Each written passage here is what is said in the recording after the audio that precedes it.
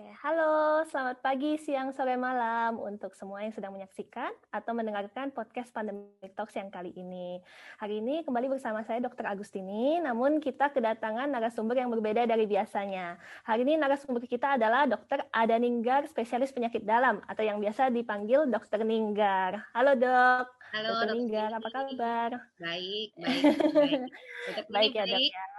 Baik dok, puji Tuhan. Oke. Nah, iya, hari ini kita bersama Dr. Ninggar akan membahas mengenai salah satu isu yang juga ramai dibicarakan. Sebenarnya dari sejak awal pandemi sampai sekarang 10 bulan setelahnya masih tetap dibicarakan, yaitu mengenai tes COVID-19. Nah, tes COVID-19 ini yang seperti kita ketahui kan ada 3 jenis ya. Nah, kalau yang mungkin teman-teman pernah dengar pastinya adalah tes swab PCR. Itu pasti sudah kita dengar dari sejak awal pandemi sampai sekarang. Karena ini tes yang paling menentukan tuh diagnosis COVID-19.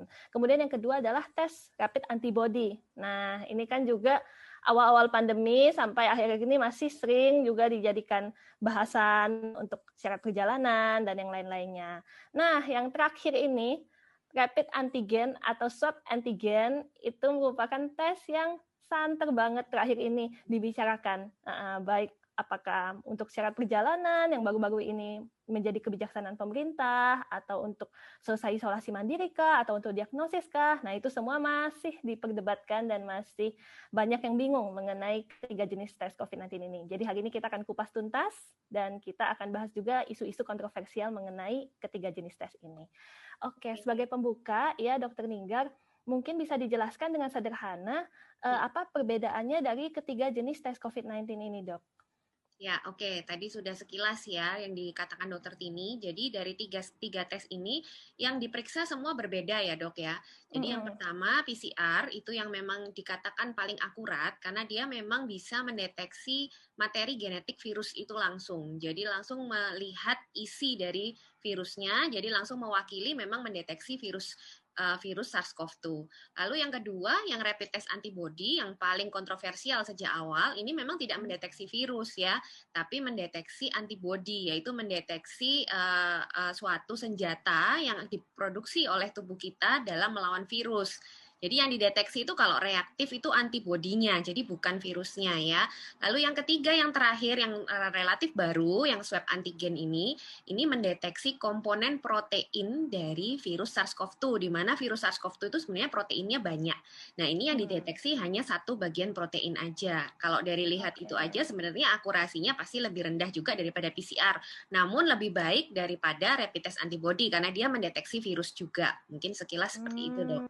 Oke, jadi berbeda dari materi yang diperiksanya itu ya dok ya, yang dideteksinya. Kalau PCR Ya. itu adalah RNA dari virusnya sendiri, kalau antibody itu adalah apa respon imun, semacam respon Ya. imun yang dibentuk oleh tubuh kita terhadap virus tersebut, dan antigen itu adalah protein dari virus tersebut ya. Cuma mungkin Nah, caranya ya dok ya, cara iya. pengambilannya. Ya, kalau cara pengambilannya yang PCR dan antigen ini dengan swab. Jadi jangan bingung kalau sekarang swab itu ada dua macam. Jadi ada swab Mhm. PCR, ada swab antigen. Jadi kalau orang bilang sudah di swab, itu harus dipastikan swab apa, PCR kah atau antigen kah. Kalau yang rapid test antibody bahannya dari darah ya, gitu. Oke, jadi berarti swab antigen dan rapid antigen itu sama ya dok ya sebenarnya, Sama. cuma perbedaan istilah aja ya. Bedanya kalau Uh, rapid ya berarti dia jadinya kan cepat ya dok ya. Jadi yang rapid itu ada dua, rapid antigen dan rapid antibody. Nah kalau swab tadi ada dua, PCR dan antigen. Kalau rapid itu hasilnya jadinya cepat. Kalau PCR ini kan berhari-hari ya, berhari-hari. Kalau yang rapid antigen itu dikatakan bisa kurang dari 24 jam. Kurang dari 24 jam. Oke, Mm-mm. baik dok. Nah, untuk pengambilan sampelnya tadi sudah, Mm-mm. mengenai akurasinya gimana dok dari ketiga jenis tes ini? Oke, kalau kita bilang akurasi, itu ini secara alat ya, kita belum melihat faktor-faktor yang lain. Jadi kalau melihat dari apa yang diperiksa tadi, itu sebenarnya sudah jelas ya. Jadi yang paling akurat pastinya yang PCR, karena dia bisa mendeteksi materi genetik virus. Meskipun PCR pun memiliki tingkat sensitivitas dan spesifitas yang berbeda. Kalau spesifitasnya atau spesifiknya ketiga alat ini sama-sama spesifik, artinya dia bisa mendeteksi memang virus SARS-CoV-2. Jadi kemungkinan salahnya kalau mendeteksi mendeteksi virus lain atau mendeteksi kuman lain itu hampir nggak ada kesalahan itu.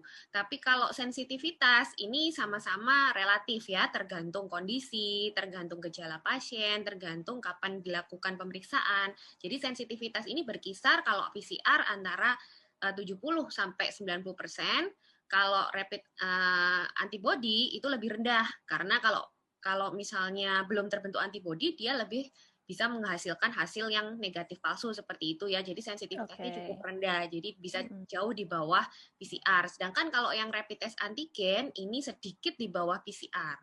Ya, lagi pula yang boleh digunakan di Indonesia ini sudah melewati saringan dari Kemenkes ya. Jadi sudah istilahnya sudah diseleksi. Jadi yang bisa beredar adalah yang sensitivitasnya di atas 80% untuk swab antigen. Kalau spesifitasnya di atas 90% semua. Gitu. Oke. Jadi sekarang jadi dari ketiga jenis tes ini sangat kecil kemungkinannya bisa mendeteksi virus atau jenis kuman yang lain ya, Dok ya. Kalau misalnya betul, kalau positif kemungkinan besar itu adalah spesifik untuk SARS-CoV-2 yang menyebabkan COVID-19. Oke. Nah, sekarang ini kan yang juga diperdebatkan di tengah masyarakat itu soal timingnya, Dok. Jadi timingnya, tes apa yang harus dilakukan di awal infeksi, kemudian tes apa yang harus dilakukan untuk mengevaluasi kesembuhan, kemudian tes apa yang untuk syarat perjalanan, dan lain sebagainya. Nah, yang seperti itu bagaimana ya, Dok? Ya, jadi sesuai dengan perjalanan penyakit COVID, itu kan dia memiliki masa inkubasi sekitar 2 hari sampai 2 minggu ya. Jadi artinya di dalam masa inkubasi itu virusnya sedang bertambah banyak. Nah, pertama kita lihat PCR dulu. PCR ini sifatnya dia hanya melihat virus ini ada atau tidak. Jadi kalau dia mau mendeteksi virusnya ada atau tidak, yang penting dia bisa melewati ambang batas dari alat itu, dia akan terdeteksi. Nah, itu biasanya pada H-7 sebelum muncul gejala, itu sudah terdeteksi untuk PCR. Sampai bisa berbulan-bulan. Karena dia hanya mendeteksi materi genetiknya. Artinya, meskipun nanti dia sudah sembuh, misalnya virusnya pun sudah nggak aktif, tetap bisa terdeteksi oleh PCR. Jadi dia termasuk yang lumayan sensitif. Artinya dia bisa mendeteksi sampai istilahnya sisanya pun terdeteksi kan gitu ya. Ini dalam waktu bisa sampai 3 bulan dilaporkan, itu terakhir 120 hari. Sedangkan kalau yang rapid test antigen, ini dia bisa mendeteksi tergantung jumlah virusnya atau kita sebut viral load. Jadi semakin tinggi viral load, sensitivitas alat ini akan semakin tinggi. Jadi kalau pada kultur virus itu ya, jadi kalau kita terinfeksi virus, itu justru jumlah virus tertinggi itu pada H-7 hari sampai H+7 hari setelah gejala. Jadi rentangnya lebih pendek. Nah, di rentang itu virus lagi banyak-banyaknya, terutama pada hari-hari awal gejala. Itu sangat tinggi. Nah, disitulah kita cocok atau kita tepat kalau menggunakan swab antigen. Tapi swab antigen ini kalau dilakukan pada orang yang tidak bergejala, kita agak sulit karena rentangnya terlalu pendek itu tadi ya. Jadi kalau misalnya kita tes dia tidak bergejala, misalnya dia di luar kurva ini, jadi di luar H-7 atau H+7 gejala, mungkin akan terdeteksi negatif. Tapi PCR-nya masih positif kan? Jadi dia bisa negatif palsu cukup besar. Nah, seperti itu. Kalau pada orang yang bergejala lebih gampang kita. Jadi kalau gejalanya masih 1 hari, 2 hari, 3 hari, itu pas pakai swab antigen. Karena sensitivitasnya tinggi sekali, kuman lagi banyak-banyaknya ya, virus lagi banyak-banyaknya. Sedangkan kalau yang rapid test antibody, ini sebenarnya nggak boleh untuk diagnosis. Karena antibody kita ini baru muncul minimal 2 minggu setelah kita sakit atau lebih dari 2 minggu setelah kita terpapar.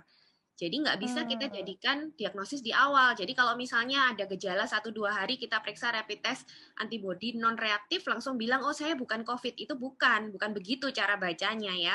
Jadi kalau non-reaktif artinya antibodinya belum terbentuk. Jadi dia harus diperiksa pada saat melebihi 2 minggu sampai 3 minggu setelah sakit atau setelah terpapar.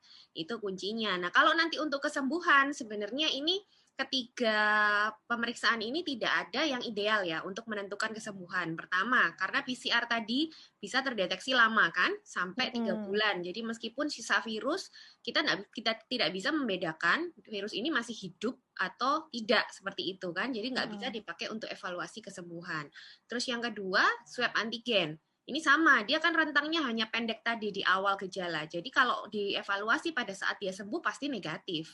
Logikanya kan begitu, karena viral loadnya sudah Betul. turun, karena dia sangat tergantung dengan jumlah virus. Jadi semakin rendah virusnya, dia semakin tidak bisa menunjukkan hasil positif. Nah, untuk rapid test antibody, ini untuk mengevaluasi fase penyakitnya sebenarnya. Jadi kalau sudah terbentuk antibody, nanti bisa kita tahu pasien ini sudah dalam kondisi sembuh, atau dalam proses penyembuhan, atau memang benar-benar sudah infeksi lama. Ya itu bisa dibedakan dengan antibody. Jadi bukan juga untuk mengevaluasi kesembuhan. Karena belum tentu orang ini misalnya antibodinya terbentuk, dia sudah sembuh atau belum, kita juga nggak bisa tahu pasti. Tergantung gejala juga. Jadi untuk menilai kesembuhan, kita harus konsultasi ke dokter. Jadi nggak bisa kita cuman melihat hasil-hasil itu tadi. Jadi dilihat gejala klinisnya, membaik atau tidak, lalu dilihat juga apakah dia sudah isolasi minimal 10 hari ya. Kalau sudah minimal 10 hari, tidak ada gejala, lalu bagaimana misalnya sebelumnya ada pneumonia, ada radang paru, bagaimana foto rongsennya, membaik atau tidak, lalu pemeriksaan labnya membaik atau tidak. Nah, itu baru kita jadikan kriteria, oh orang ini sembuh, seperti itu. Jadi nggak berdasarkan 3 ini. Jadi nggak bisa. Betul. Jadi sebenarnya kalau misalnya nih ada teman-teman di masyarakat seperti itu yang ragu gitu, misalnya mereka isolasi mandiri, kemudian ragu untuk menghitung harinya pakai tes yang mana, sebaiknya konsultasikan dengan dokter ya dok ya.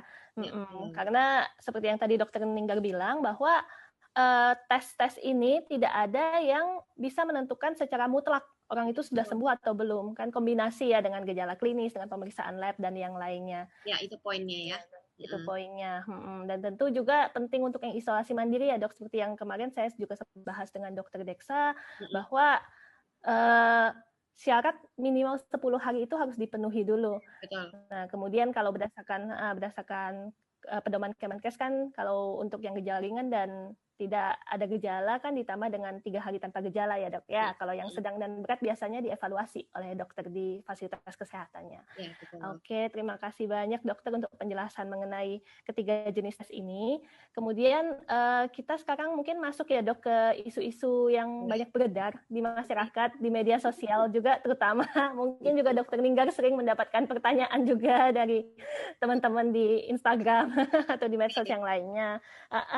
Yang pertama yang mau saya angkat ini dok mengenai isu hasil PCR yang tidak akurat. Jadi mungkin teman-teman juga ada dengar ada isu bahwa beberapa orang dari Indonesia kemudian dia termasuk ke negara lain padahal sudah dites PCR di Indonesia, ternyata di sana dites PCR-nya positif seperti itu. Kira-kira bagaimana ya dok itu penjelasannya? Ya. Ini memang isu ini memang akhirnya terus yang disalahkan itu alatnya ya. Makanya saya sempat bikin postingan jangan bully alat-alat alat-alat COVID gitu loh. Karena memang dari dulu pun sejak zaman sebelum COVID kita dokter Tini tahu kita kan tidak mengobati hasil laboratorium. Artinya apapun hasil dari laboratorium itu hanya menunjang diagnosis kita kan, menunjang dugaan kita gitu loh. Jadi kalau yang kasus kemarin seperti yang berbeda, kenapa di sini negatif, di sana positif, banyak sekali kemungkinan. Ya mungkin waktu dia di sini dites benar-benar negatif, tapi kan kita nggak tahu setelah tes orang ini kemana ya. Kemana mungkin dia kumpul-kumpul dengan temannya sebelum berangkat, lalu dalam perjalanan dia terpapar, kita nggak tahu sampai sana terus positif. Itu bisa banget ya, sangat bisa. Lalu selain itu memang ada kesalahan-kesalahan pemeriksaan laboratorium itu baik dari faktor-faktor teknik, ya, human error, ya itu ada pasti. Kemungkinan itu pasti ada. Jadi memang pengendalian alat seperti kalibrasi, pengendalian kualitas itu juga harus dilakukan ya. Tapi bukan berarti alatnya nggak akurat. Jadi itu mungkin karena waktu interpretasi di awal juga kurang baik. Kan kita nggak tahu juga ya orang itu apakah sempat ada gejala atau tidak, atau sempat ada kontak erat atau tidak. Saya nggak yakin orang-orang itu ditanya-tanya juga kan. Mungkin cuma diperiksa langsung berangkat. Mungkin setelah periksa pun mereka ngapain juga kita nggak tahu gitu. Jadi banyak faktor banget ya. Jadi banyak faktor, oleh karena itu interpretasinya tidak mudah. Tidak hanya sekedar kita melihat positif negatif, tapi lebih holistik melihatnya ya. Seperti itu dok.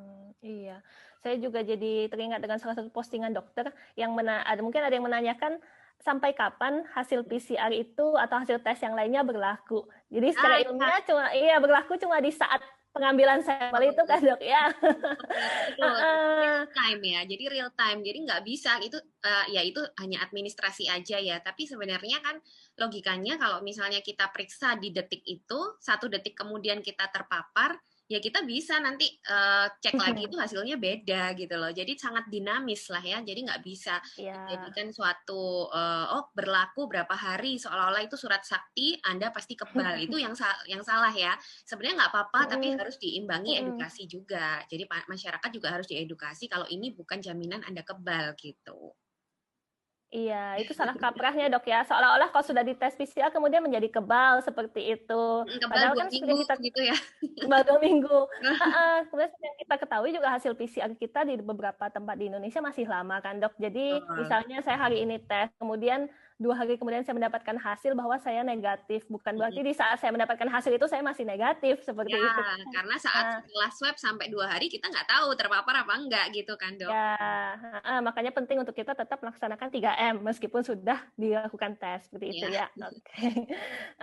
Kemudian dok, masih mengenai PCR, ini kan di beberapa laboratorium saya mendapatkan konsultasi juga dari beberapa teman, mereka menyertakan hasil CT value-nya juga bersama dengan hasil PCR-nya positif atau negatif, CT value-nya ada berapa. Nah, di masyarakat ini kadang mungkin mendapatkan hasil lab tersebut tapi tanpa disertai dengan penjelasan apa makna dari CT value itu, sehingga muncul persepsi CT value segini berarti parah, CT value segini berarti masih bisa menular seperti itu. Nah, sebenarnya ada kaitannya nggak dok? Apakah CT value ini bisa menentukan keparahan atau tingkat penularan? Ya, oke. Jadi CT value ini menunjukkan suatu jumlah dari materi genetik virus yang ada di sampel swab, ya, bukan di tubuh manusia. Jadi itu yang harus dipahami. Jadi ini hanya menunjukkan pada saat di swab itu ada berapa sih RNA virusnya. Ya memang itu bisa dikorelasikan dengan kira-kira jumlah virus di dalam tubuh itu berapa. Tapi ini dalam bentuk ideal, artinya tekniknya harus benar-benar, semuanya harus 100% perfect. Itu baru kita bisa benar-benar mengkorelasikan antara CT value dengan viral load ya. Tapi kan kita nggak bisa menutup kemungkinan kesalahan teknik dan lain-lain itu ada. Jadi tetap CT value tidak bisa dijadikan patokan seperti membedakan severitas gejala atau derajat keparahan, itu nggak bisa. Ya, belum tentu yang lebih rendah terus dia lebih berat, itu belum tentu ya. Lalu yang kedua juga untuk evaluasi apakah masih menular atau tidak, ini juga sering ya ditanyakan.